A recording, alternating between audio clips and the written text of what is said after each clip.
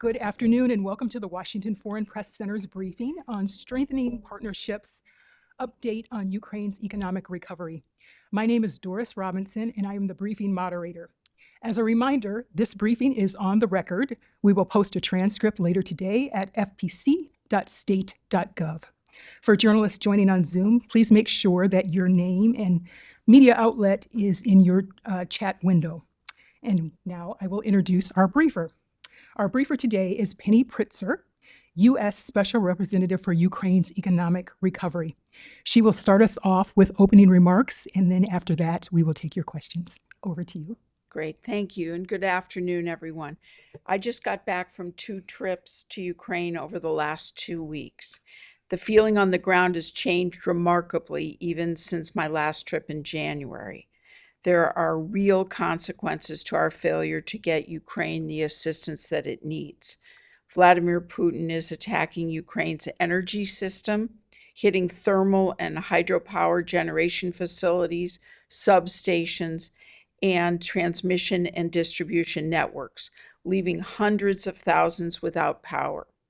Ukraine is losing ground on the battlefield because of the congressional inaction, and every single day is only further emboldening Putin's aggression. This is a critical week on the Hill. Let me be clear, 784 days into Russia's full-scale invasion, the House must act to provide the crucial security, economic, and humanitarian lifeline that Ukraine needs, and they must act now. The American people support Ukraine, and we cannot abandon them in their time of need. We must also stay united and coordinated with our G7, European, and other partners through this challenging period. On my trip to Kyiv last week, the Multi-Donor Coordination Platform, or MDCP, held its first steering committee meeting there since the war. This group is a testament to what the international donor community is able to do when it collaborates. I'm proud to say that with our efforts, the MDCP is on track to launch a Business Advisory Council at the Ukraine Recovery Conference in Berlin in June. In order to defeat Putin, it is not only going to take a sustained commitment from governments, but also increased private sector engagement, like a Business Advisory Council, to be more agile and responsive to the complex and rapidly changing environment in Ukraine. I also want to underline that supporting Ukraine is of vital interest for both the United States and its allies. Ukrainians are fighting bravely to protect not only their sovereign and territorial integrity, but the European Atlantic system of democracy and the very values that allowed the U.S. and Europe to live in freedom and prosper. The threat from Putin does not end at Ukraine's borders. He has said as much. Part of Putin's war strategy is to try and destroy Ukraine's economy. Since my appointment as Special Representative for Ukraine's economic recovery by President Biden, I've been working with the Ukrainians, our allies, and other partners, as well as the private sector, to strengthen the enabling environment for private sector investment and working across key sectors to boost Ukraine's economy now. Why now? Because a functioning Ukrainian economy is both key to its war effort and to its achieving its Euro-Atlantic goals. I'm pleased to say the Ukrainian economy, just like its military, remains alive, active, and resilient. The GDP is expected to grow at around 4% in 2024, after 5% growth last year. State revenue increased 25% in January 2024 over the previous year, and 2023 saw investment up 17%, with over 37,000 new businesses registered in Ukraine, more than half founded by women.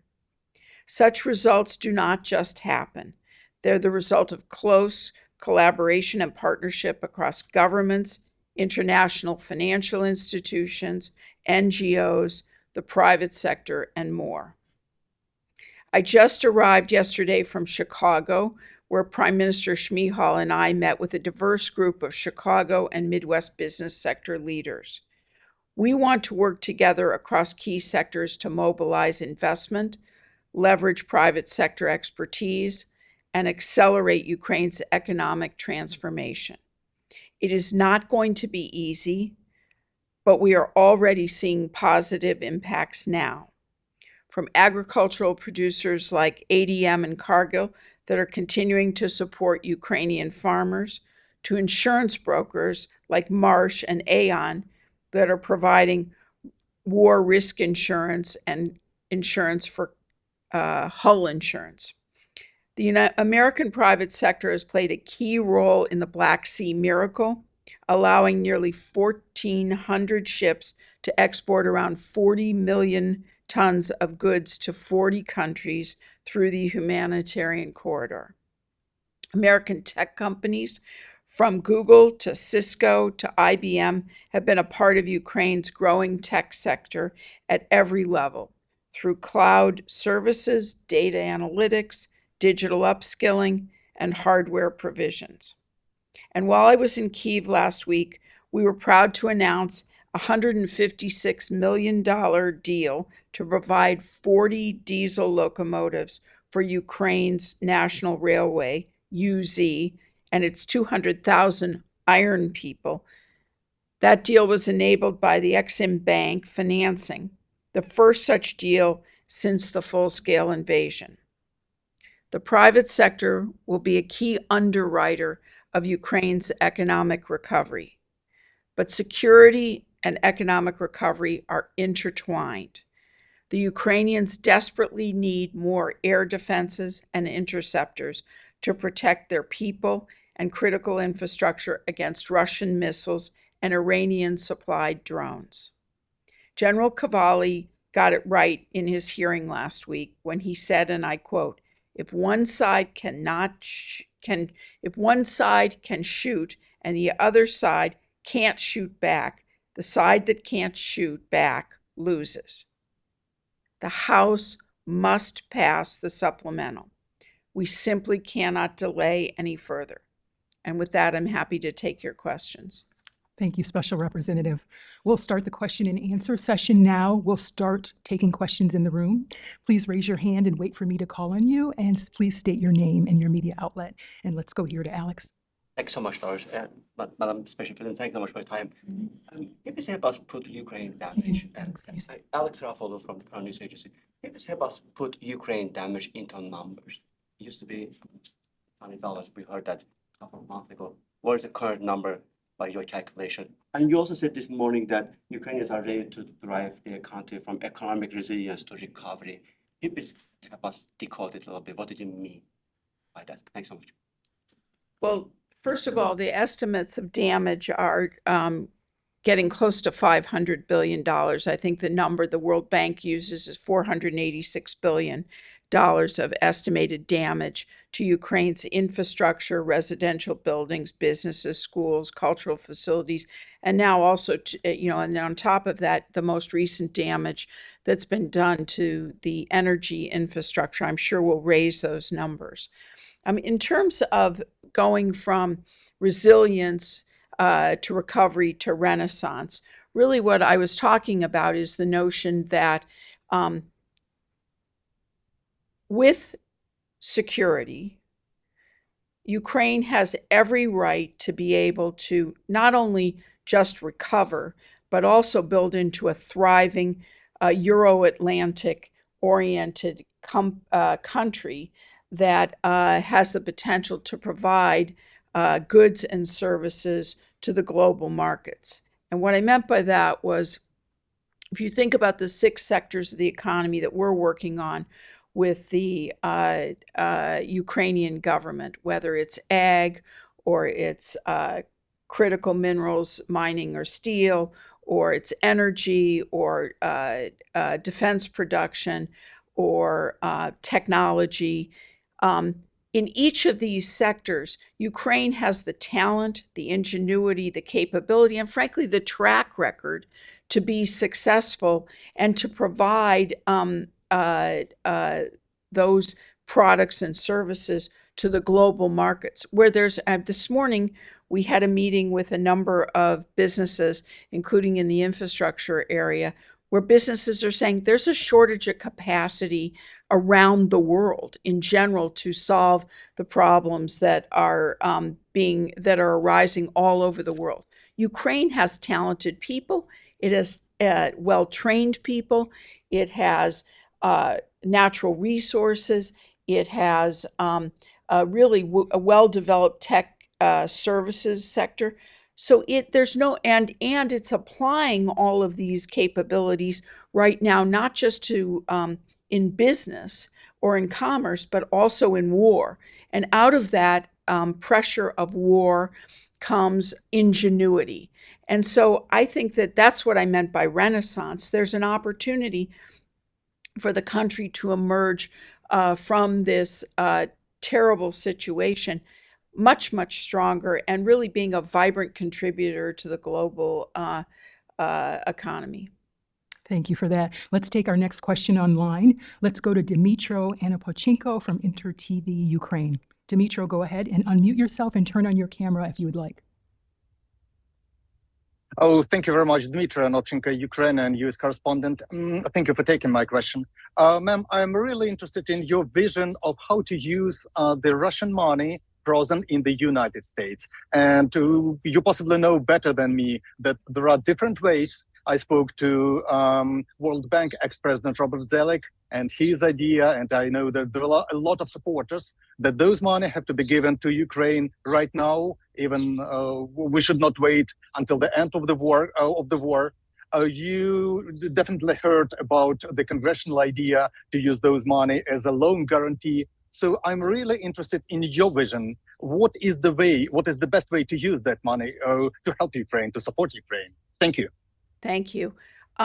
I think that first, Russia has to pay for the damage that it's caused. And as we were just discussing, that damage is now estimated to be over $486 billion, according to the World Bank. And that damage, is not only to the energy sector, but also to other infrastructure, to residential buildings, businesses, schools, and cultural facilities. The G7 partners have looked at various mechanisms to take action to utilize the $300 billion in Russian sovereign assets. And as Secretary Yellen has said, it's necessary and urgent for our coalition to find a way to unlock this value of these immobilized assets to support Ukraine's continued resistance and long-term reconstruction. So to me, we are in active discussions with the G7, and I think those discussions are making great progress to come up with an exact structure of how to use, at a minimum, a portion of those assets at this time. And that is, I believe, essential in order to provide critical support needed to begin to address this hundreds and hundreds of billions of dollars of damage that's been done. The need is urgent, as you know. What types of things should those assets be used for? I believe it should be used for reconstruction and building the future and making this notion of resilience to recovery to Renaissance a reality. Thank you. We'll take another question from the room. I believe, let's go to Italy here. Yes. The asset question was mine, but as we choose another question, I would like to ask you, which are the priorities? Can you see your name? Yeah, sorry, Alberto Simoni from La Stampa, Italy. Which are the priorities in your reconstruction project? Because you said energy has been destroyed, also subways, schools. So would you have a list of where the place to start with? So one of the things that we're doing is working with the Ukrainian government to begin to develop, let's call it a set of priorities for reconstruction. And what we've proposed and are in the process of having conversations about is really what we're calling pre-project planning, which is really there needs to be, if you take the 6 sectors that I talked about as areas of opportunity, what do you do first? Where do you focus? How do you make sure that the resources are used effectively and efficiently? That's right now. There's an agreement that of which sectors, but now there's a question of how do you prioritize and who participates. Frankly, from everything that I've heard from the private sector, there isn't enough private sector capacity or government capacity to do everything at once. And so there's a need to figure out if you're going to, for example, hook your energy system into the West, which the grid is now, parts of it are interlinked with the European grid, which in fact is a big part of help that's going on right now under the current situation that's been threatened, the energy situation that's been threatened by Russia. Now one has to figure out, okay, we know that's true. Where, what kind of systems do we want to have? What, how decentralized? Where to focus? And I'll just take, for example, energy. Too much of their generation is centralized, and that's made it vulnerable to Russian attack. Modern systems are more decentralized and definitely greener. That's an aspiration of the Ukrainian government. But how do we go from that aspiration to actual projects? That requires pre-project planning. And we're now working with some of the largest companies in the world, and to advise Ukraine as to how they might then begin to execute on, that's just energy. Then you can imagine rail or roads systems, bridges and other types of infrastructure, and then you can imagine a need for additional schools and housing, etc. As more and more of their refugees return, which they do. I was in Bucharest in the last 10 days and met with a group of refugees. 93% of the refugees in Romania want to go back to Ukraine. Many of them are women with children. They're grateful to the Romanians, but they would like to ultimately return home. That's going to mean there's a need for more schools, more housing, etc. And so how does one proceed in an efficient manner? And this is where a public-private partnership will need to exist to do the planning. And this is where governments and NGOs can come in. And this is not just the US. It will also involve European companies, Japanese companies, etc., our allies that are all who want to participate in the reconstruction. And then the question is, how do you do the logistics so you don't end up with a situation where you run out of either steel or you run out of concrete or you don't. So all of that is the kind of work that should start now. Thank you. Let's go here. Thank you for your time today. Let's say your name. Talia Rose from Yomiuri Shimbun. How would you evaluate partner countries' efforts in supporting Ukraine's recovery, specifically with regards to Japan as well? Thank you. How would I evaluate them? Yes.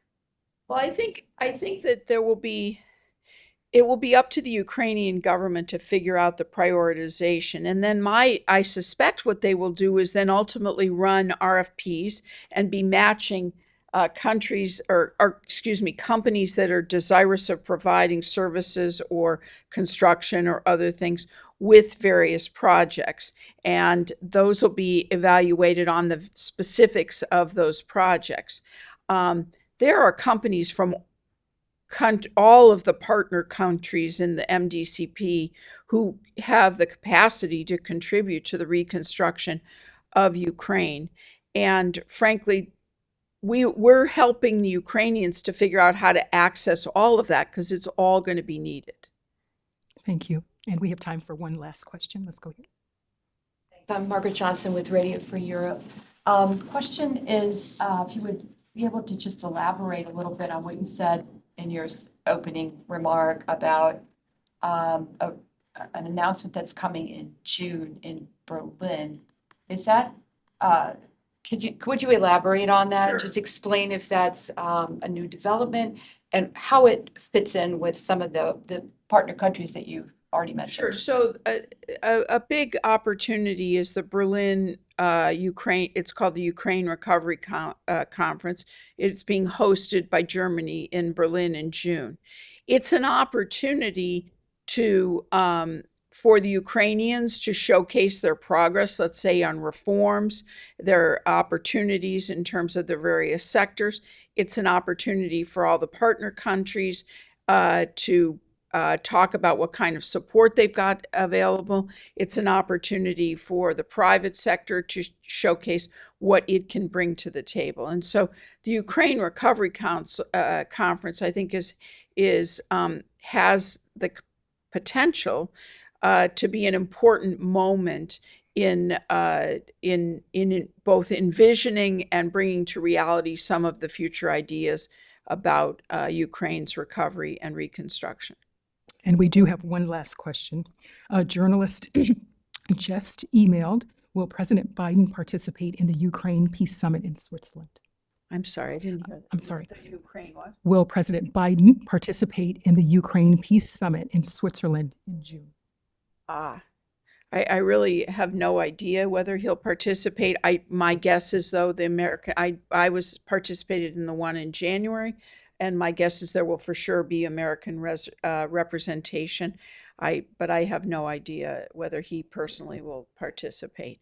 But that doesn't mean President Biden has been absolutely clear in his support for Ukraine, and that is unwavering. And he, in fact, is I think has his pen out and is waiting to sign a bill from Congress, the supplemental, which I'm very hopeful that since we've gotten the supplemental now has been introduced in the House, which is a good sign, and we know that the Speaker has said that he wants to have a vote before the weekend. Leadership has said that they want to have a vote by this weekend, and I'm going to take them at their word. So I'm hopeful that we'll have things to talk about shortly, because once that supplemental passes, I think that the situation has been quite dire, and I think that Ukraine is very much has been quite clear they are definitely need our support and our military support